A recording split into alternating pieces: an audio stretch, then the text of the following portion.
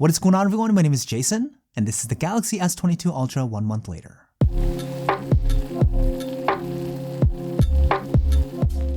Okay, so it's been a month with what should be considered the best phone of 2022, which I understand it's kind of a bloated thing to say because it's still so early in the year, but here of course I'm talking about the Galaxy S22 Ultra. This phone really does live up to the Ultra name, as it essentially turns the knobs up on all the phone's features and puts it to full blast, and I have no doubts that it will be considered as a top contender for best phone of the year. But I'm gonna be honest here, 1 month after using the Galaxy S22 Ultra, for me it's kind of led to this weird bipolar user experience that honestly I wasn't expecting. And what I mean by that is that there are elements of this phone that I absolutely love, but there are also other areas of this device that I kind of hate. So today I want to talk about this love-hate relationship that I have with the Galaxy S22 Ultra 1 month later to ultimately help you decide if it's the right phone for you.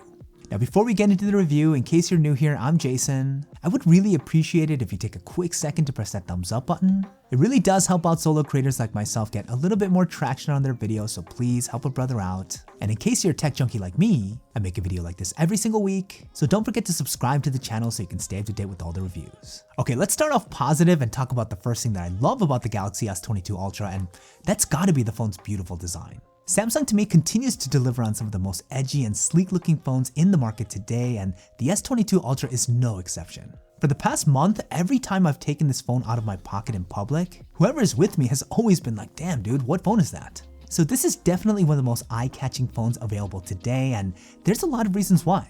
First off, despite being a massive phone, the way that it's put together doesn't make it look bulky or odd, and it handles surprisingly well. The rounded edges makes it comfortable to hold in the hand, and it's balanced well against the super boxy corners that gives it that signature aggressive look. 1 month later, I'm patting myself on the back going with their Phantom Black variant. It's the ultimate stealth colorway in my opinion, and I love the matte finish on the back. And of course you have the star of the show, the absolutely gorgeous 6.8-inch display on the front. The panel blends in seamlessly with the high-end body, and man, to me it's gotta be the best display on any phone right now. It's one of the most immersive screens that I've had the privilege of using, as it has almost no forehead and chin, and even though I'm not the biggest fan of curved edges from a functionality standpoint, this infinity look gives it that sexy bezel-less aesthetic. You almost never even notice the small hole punch cutout for the front-facing camera, and everything that comes off this thing just looks incredible. The wide color gamut is probably the thing that stands out the most, as the colors coming off this panel are so bright and punchy without being artificial, and consuming content off the S22 Ultra is truly first class. And look, I know this is going to sound super contradictory, but hear me out on this one. The first thing that I kind of hate about the Galaxy S22 Ultra is also the overall design. Now I stand by all the great things I just said about the phone's build and form factor, but my main gripe with it is this. To get right into it, this to me is a classic bait and switch move by Samsung.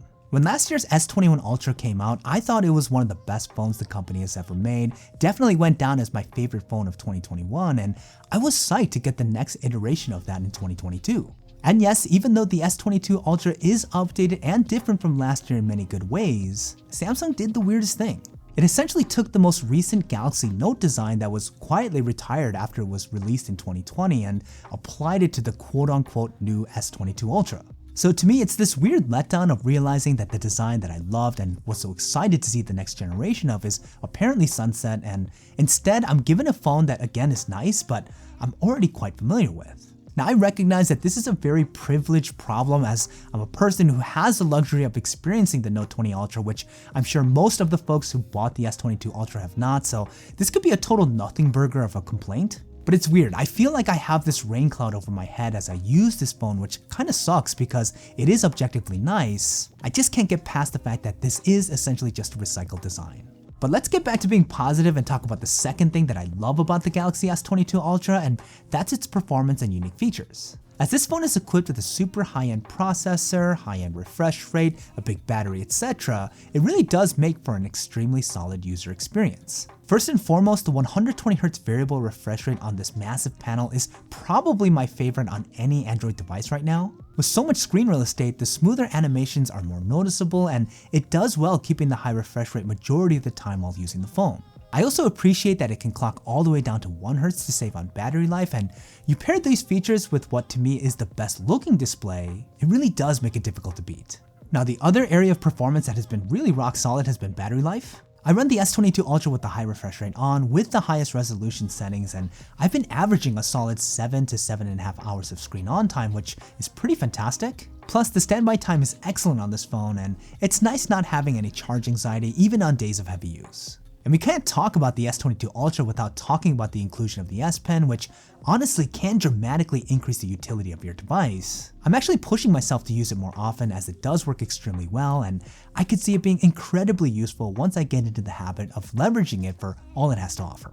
And with this phone being powered by the new Snapdragon 8 Gen 1 chip, it does of course make for a snappy and smooth user experience. But here's where we get into the second reason why I kinda hate the S22 Ultra. As spec'd out as this phone is, it's come to our attention recently that Samsung goes really far out of their way to block users from fully leveraging all the phone has to offer.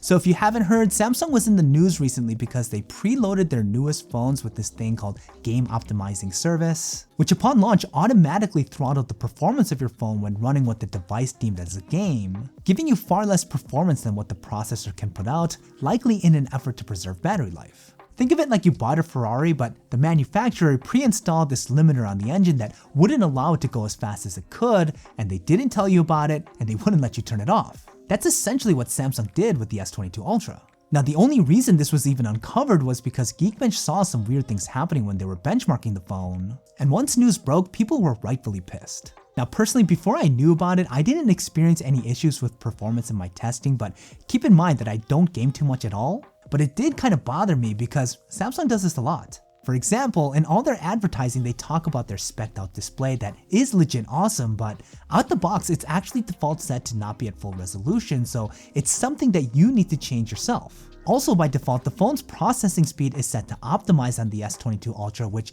is another preset limiter to the phone's performance. And man, trying to dig through the menu to even figure out how to change it is not easy. So with this game optimizing service being added to the mix, it's just kind of annoying how they advertise this to be a super powerful phone, but choke off users from being able to take advantage of that power and not tell them. Now, since this all came out, Samsung did put in a software update where you can turn this game optimization thing off. True to form, they buried it deep in the menu. You have to go to Game Booster settings and then select Labs. And then you have to toggle on alternate game performance management, which has got to be the most PR way to label this thing. And dude, listen to how they worded this. Use an experimental game performance management system that may improve some game performance. Tends to cause heating. So yeah, I'm planning on using this phone with all these limiters off for a while, and I'm really curious to see what it does to the S22 Ultra's battery life. Again, for most casual users, you probably won't notice any difference, and this isn't going to be an issue for you at all, but again, it's just kind of annoying how Samsung went about it. But enough of that negativity, let's get into the last reason why I absolutely love the Galaxy S22 Ultra, and honestly, I was a bit surprised by this one. It's their cameras. Now, the S lineup was always pretty good with image quality over the past few years, but I feel as though there's a noticeable step up this year, especially when it comes to still photography. First of all, having 4 dedicated cameras on the back is really nice, and the S22 Ultra is truly the champ when it comes to zoom capability. The 3x and 10x telephoto zoom cameras are quite useful and produce clean and sharp images, and generally when it comes to image quality, these are some of the best pictures coming out of any phone right now.